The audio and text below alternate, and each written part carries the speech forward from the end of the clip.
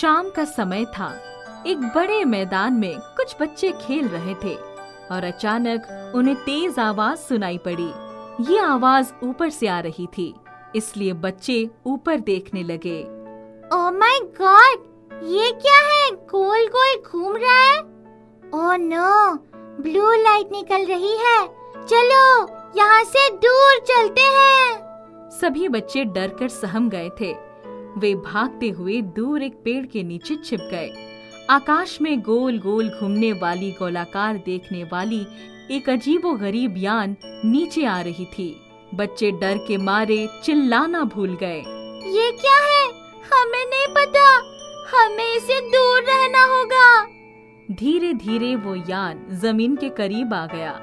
उसमें से नीली किरणें बाहर आ रही थी। एक कुत्ता दौड़कर उस यान के पास गया।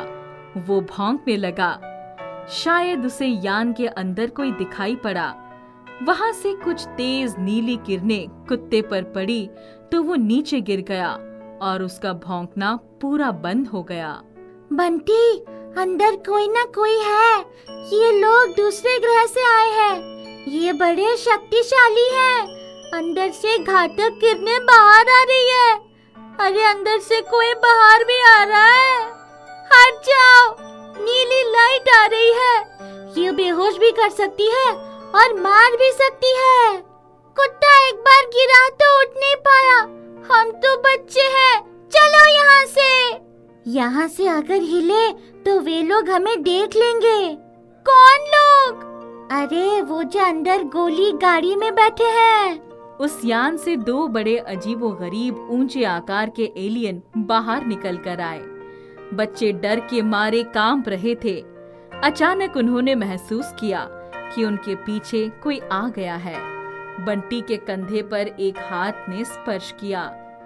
बंटी बुरी तरह डर गया और उसने पीछे देखा तो एक परी खड़ी थी। बच्चों, डरो नहीं, मैं सुमन परी हूँ। मैं तुम लोगों की दोस्त हूँ। परी रानी, ये सामने क्या है? ये उड़न तश्तरी है, दूसरे ग्रह से आई है। ग्रह क्या होता है? इस पूरी दुनिया में अनेक तारे और ग्रह है। पृथ्वी भी एक बड़ा ग्रह है। मंगल, बुध और गुरु इत्यादि ग्रह है। सूरज और शुक्र तारे हैं। परी रानी, दो लंबे भयानक भूत हमारी तरफ आ रहे हैं। अब क्या होगा? कुछ नहीं होगा, मैं तुम्हारे साथ हूँ। वो दोनों एलियन है। ओनोसुकी जावा। एक एलियन ने हाथ उठाया और जैसे ही नीली किरण बच्चों की तरफ फेंकी, सुमन परी ने एक अदृश्य दीवार बना दी। नीली किरण लौट गई। दोनों एलियन एक दूसरे का मुंह देखने लगे। परी ने सितारा छड़ी से उन पर लाल किरण फेंक दी तो दोनों को जोर का झटका लगा। मोसो पाकी जोरा। साके मोनोपोला। दोनों ने बार बार सर को झुकाया, अपना एक एक हाथ बढ़ाया। अब दोनों रास्ते पर आ गए हैं। इन्होंने तुम्हें अपना दुश्मन समझा था, अब दोस्ती का हाथ बढ़ा रहे हैं। हम परियां इनकी भाषा को समझते हैं, ये झगड़े नहीं करेंगे। चलो बच्चों, आकाश की सैर करना चाहते हो? सैर करना चाहते हैं, लेकिन डरते हैं। इनकी उड़न तश्तरी तो बड़ी खतरनाक दिखती है। कहीं गोल गोल घूमकर हमें पटक ना दे। होमा तुसीमा। ये दोनों अब हमारे दोस्त बन चुके हैं, कोई धोखा नहीं होगा। परी रानी, मुझे एक बात की तकलीफ है। अब क्या तकलीफ है? वो कुत्ता बेचारा अभी तक पड़ा है। परी मुस्कुराई, छड़ी उठाई और कुत्ता उठकर भागने लगा। सब बच्चे खुश हो गए और उड़न तश्तरी पर बैठ गए। उड़न तश्तरी हवा में उड़ने लगी और बच्चों को बड़ा मजा आने लगा। अंतरिक्ष में उन्हें कई तारे और ग्रह उपग्रह और उल्का पिंड दिखाई पड़ रहे थे। वो उड़न तश्तरी एक ग्रह पर उतर गई। उस ग्रह पर बहुत सारे पत्थर और पहाड़ थे, कहीं गड्ढे भी दिखाई पड़ रहे थे। बच्चों के लिए ये सब कुछ बड़ा नया था। वे सुमन परी के साथ घूम रहे थे, आनंद ले रहे थे। अचानक वहाँ तूफान आ गया। आसपास कुछ भी नहीं दिखाई पड़ रहा था। बच्चे उड़ने लग गए। वो अपने आप को संभाल नहीं पा रहे थे। परी रानी, हमें बचा लो, हम गिर जाएंगे। मैं तो गिर ही गया। बंटी लुढ़कने लगा और परी रानी अपनी शक्ति से सबको संभालने लगी। कुछ देर के बाद तूफान रुका तो बच्चों के बीच पिंटू नहीं दिखाई पड़ रहा था। परी और सब बच्चे उसे ढूंढने लगे। उसका कहीं भी पता नहीं चल रहा था। सभी लोग चिंतित हो गए। अचानक बंटी की नजर उड़न तश्तरी पर गई। पिंटू उसके अंदर बैठा था। वो देखो, पिंटू उड़न तश्तरी के अंदर है। अरे ये क्या, उड़न तश्तरी उठ रही है, उसको रोको। अरे ये क्या हो गया? उड़न तश्तरी के अंदर पिंटू अकेला है। ऐसा लगता है उसने उड़न तश्तरी को उड़ने वाले बटन दबा दी है। अब क्या होगा? उड़न तश्तरी ऊपर उड़ने लगी। सब लोग चिंता में डूब गए। अंदर से पिंटू चिल्ला रहा था, बचाओ बचाओ, ये नीचे नहीं जा रही है, मुझे बहुत डर लग रहा है। सुमन परी वहाँ से झट से उड़ी और उड़ते उड़ते उड़न तश्तरी के समीप पहुँच गई। पिंटू, डरो मत, किसी भी बटन को हाथ मत लगाना। मैंने एलियन को बुलवा लिया है, वे तुम्हें बचाने आ जाएंगे। कुछ ही देर में 2 एलियन दूसरी उड़न तश्तरी में बैठकर आते हुए दिखाई पड़े। सुमन परी और पिंटू के जान में जान आई। दूसरी उड़न तश्तरी पिंटू की उड़न तश्तरी के समीप पहुंच गई। उन्होंने बड़ी सावधानी से पिंटू वाली उड़न तश्तरी का दरवाजा खोला। एक एलियन उस उड़न तश्तरी के अंदर चला गया। उसने उसे कंट्रोल कर लिया। कुछ देर के बाद दोनों उड़न तश्तरियां ग्रह पर उतर आई। सुमन परी ने पिंटू को बहुत समझाया, बेटा, जिस चीज की जानकारी ना हो उसे कभी हाथ नहीं लगाना चाहिए। हाँ परी रानी, मैं कभी हाथ नहीं लगाऊंगा। सभी बच्चों को बहुत भूख और प्यास लग गई थी। उस ग्रह पर खाना और पानी नहीं मिलता था।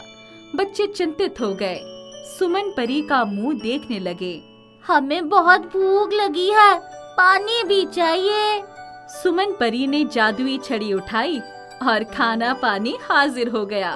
सब बच्चे खाने लगे, पानी पीने लगे और एलियन आश्चर्य से उन्हें देखने लगे।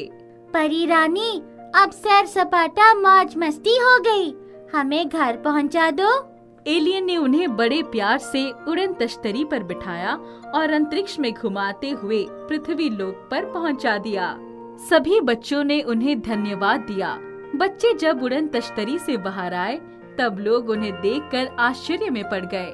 सुमन परी से भी बच्चों ने विदा ली और एक सुंदर दिन को याद करते करते सभी अपने अपने घर चल दिए।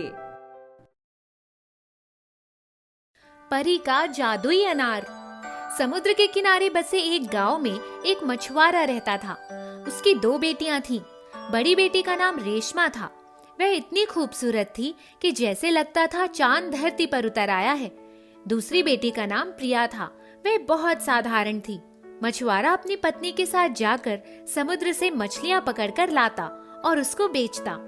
यही उनके जीवन यापन का जरिया था।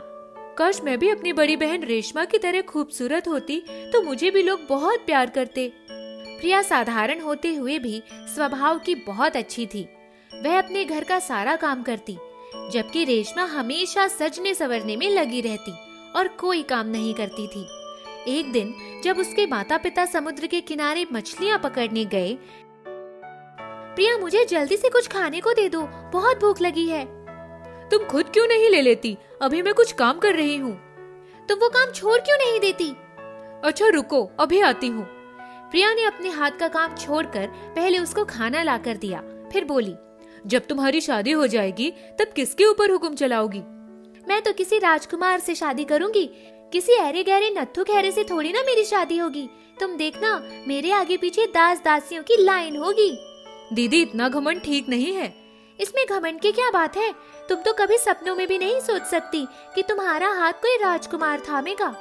मुझे नहीं चाहिए कोई राजकुमार। मैं ऐसे ही उल जलूल सपने न देखती हूँ न देखूंगी। एक दिन वाकई एक सुंदर राजकुमार उनके घर के सामने से जा रहा था। रेशमा अपनी खिड़की के पास जाकर बैठकर अपने लंबे बाल संवार रही थी। रेशमा को देखते ही वो उनके घर आ गया। मैं आपकी खूबसूरत बेटी से शादी करना चाहता हूँ। शादी का प्रस्ताव सुनते ही उसके माता पिता बहुत प्रसन्न हुए। कुछ ही दिनों में उन दोनों का विवाह कर दिया। प्रिया सब कुछ देखती रही। रेशमा कितनी किस्मत वाली है, वो जैसा चाहती थी वैसा ही राजकुमार उसको मिल गया। एक दिन उसकी माँ, मुझे तो यही चिंता खाई जा रही है कि इसकी शादी कहाँ होगी। भगवान ने इसे भी रेशमा की तरह रूपवान बनाया होता तो इसकी किस्मत भी संवर जाती। तुम चिंता क्यों करती हो? रूप रंग ना सही, उसके गुणों की वजह से ही उसे भी कोई मांग कर ले जाएगा। प्रिया के दिल में आया कि वो जाकर समुद्र में छलांग लगा दे। जब माँ ही ऐसा सोचती है तो इस जीवन का कोई फायदा ही नहीं। वो अपने घर से निकल गई। समुद्र के किनारे जाते जाते उसे काफी देर हो गई। रात हो गई। प्रिया एक जगह बैठी रही, सारी बातें याद करके रोने लगी। तभी उसने एक अजीब सी चीज देखी। उसने देखा कि एक सुंदर सी सुनहरी पंखों वाली परी समुद्र के किनारे खड़ी थी। वह समुद्र की मछलियों से बातें कर रही थी। वह अपना दुख भूलकर दबे कदमों से उनके पास जाकर पहुंच गई। जब वह नजदीक गई तब उसने देखा कि वो एक खूबसूरत परी थी। उसकी आंखें बिल्कुल सुनहरी और गहरी थीं, पंख सुनहरे थे और वह मछलियों से बातें कर रही थी। प्रिया की उत्सुकता और बढ़ गई। वह उसके पास गई और उसने कहा, आप कौन हैं और मछलियों से आप बातें कैसे कर रही हैं? यह सब देखकर मुझे बहुत हैरानी हो रही है। बहुत सालों पहले मैं इन मछलियों में से एक थी। जब पूर्णिमा की रात को समुद्र के किनारे सारी परियां आती थीं और देर रात तक नाच गाना और हंसी मजाक करती थीं, तो मुझे बहुत अच्छा लगता था। एक बार मैं समुद्र में से निकलकर उनके पास आ पहुंची और उनका गाना और नृत्य देखते देखते बहुत देर पानी से बाहर रहने के कारण मेरी बेहोशी से आ गई। एक परी की नजर मुझ पर पड़ी और उसने मुझे अपनी हथेली पर उठा लिया और मुझ पर पानी डाल दिया। तब मैं चैतन्य हो गई। मैंने उनसे कहा, आप मुझे अपने साथ परीलोक ले चलो। तुम तो मछली हो, परीलोक नहीं जा सकती। पर मैंने उनसे विनती की और वह मेरी बात मान गई। उन्होंने मुझे परी बना दिया। मुझे अपने साथ लेकर परीलोक चली गई। आप मछली से परी बन गई? हाँ, उन्होंने मुझ पर दया करके परी बना दिया। कुछ दिन वहाँ रहने के बाद मुझे अपने समुद्र के साथियों की याद आने लगी।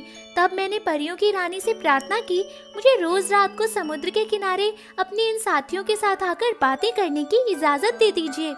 परी ने मेरी बात मान ली और तब से मैं परीलोक में ही रहती हूँ। लेकिन रात के समय मैं अक्सर यहाँ आकर अपनी इन साथियों के साथ बातें करती हूँ। मुझे आपसे बात करके बहुत अच्छा लगा। आप कुछ ऐसा कीजिए कि मैं अपनी बड़ी बहन रेशमा की तरह ही खूबसूरत बन जाऊं और लोग मुझसे भी उतना ही प्यार करें जितना मेरी बड़ी बहन से करते हैं। तुम घर जाओ, रास्ते में तुम्हें एक अनार का पेड़ मिलेगा। उस पेड़ पर एक अनार होगा जो बिल्कुल सुर्ख लाल होगा। उसे तोड़ लेना, उसका एक दाना अपने मुंह में डाल देना और बाकी के दाने रेत में बिखेर देना। इसके बाद तुम अपने घर चली जाना। प्रिया ने परी से विदा ली और समुद्र में छलांग लगाने का इरादा त्याग कर अपने घर की तरफ चली गई। रास्ते में उसे एक अनार का पेड़ दिखा और झट से उसने सुर्ख लाल अनार का फल तोड़ लिया। उसको तोड़कर उसमें से एक दाना उसने अपने मुंह में रख लिया। मुंह में डालते ही वह एक सुंदर अप्सरा की तरह दिखने लगी। उसके शरीर पर सुंदर वस्त्र और आभूषण आ गए। प्रिया खुद अपने आप को पहचान नहीं पा रही थी। तभी उसे परी की बात याद आई। उसने अनार के बाकी दाने रेत में बिखेर दिए। जैसे ही उसने दाने बिखेर दिए, वहाँ एक राजकुमार और बहुत सारे सिपाही घोड़ों पर सवार होकर उसके सामने हाजिर हो गए। राजकुमार घोड़े से उतरकर आया और कहा, आप मेरे घोड़े पर बैठ जाइए, मैं आपको आपके घर तक छोड़ दूंगा। नहीं, मैं घोड़े पर नहीं बैठूंगी, मुझे बहुत डर लगता है। तब राजकुमार ने उसके लिए एक पालकी मंगवाई। प्रिया उस पालकी में बैठकर अपने घर पहुंच गई। जब वह अपने घर पहुंची तब उसने अपनी बहन रेशमा, जो उसी समय वहां आई थी, उसे देखकर हैरान हो गई, क्योंकि वो जिस राजकुमार के साथ आई थी वो उसके पति के छोटे भाई मानवेंद्र थे। ये सारी सेना अब से आपके पास ही रहेंगे। हम इतनी बड़ी घोड़ों की और सिपाहियों की सेना का क्या करेंगे? आप इन्हें वापस ले लीजिए। उन्होंने जैसे ही उन्हें वापस जाने का आदेश दिया, राजकुमार घोड़े से उतर आया और उसने प्रिया का हाथ थाम लिया। मैं तुमसे शादी करना चाहता हूँ। रेशमा ने ये सब सुना तो ईर्ष्या से उसका मुंह लाल हो गया। ये आप क्या कह रहे हैं? हम दोनों सगी बहनें हैं। एक ही घर में दोनों बहनों का विवाह कैसे हो सकता है? मुझे ये नहीं पता था कि ये आपकी ही बहन है, वरना मैं कभी भी इसके साथ विवाह करने का प्रस्ताव नहीं रखता। उसी समय सुनहरे पंखों वाली परी प्रकट हो गई और कहा, ये किस जगह कहा गया है कि दो बहनों का विवाह एक ही घर में नहीं हो सकता? परी रानी, क्या हमारा विवाह संभव है? बिल्कुल संभव है। ये तो रेशमा के बनाए हुए अपने नियम है, क्योंकि वो बचपन से ही प्रिया को अपने से नीचा समझती रही है। प्रिया ने हमेशा उसकी ज्यादतियां सही हैं। रेशमा की गर्दन शर्म से झुक गई। उसने परी से माफी मांगी और अपनी बहन प्रिया से भी। प्रिया, परी के आदेश को नहीं टाला जा सकता। यह सुनकर प्रिया शर्म से लाल हो गई। उसके माँ बाप को तो जैसे मुंह मांगी मुराद मिल गई हो। उसके माता पिता ने प्रिया का विवाह राजकुमार से करवा दिया। प्रिया की किस्मत में भी राजकुमार ही लिखा होगा।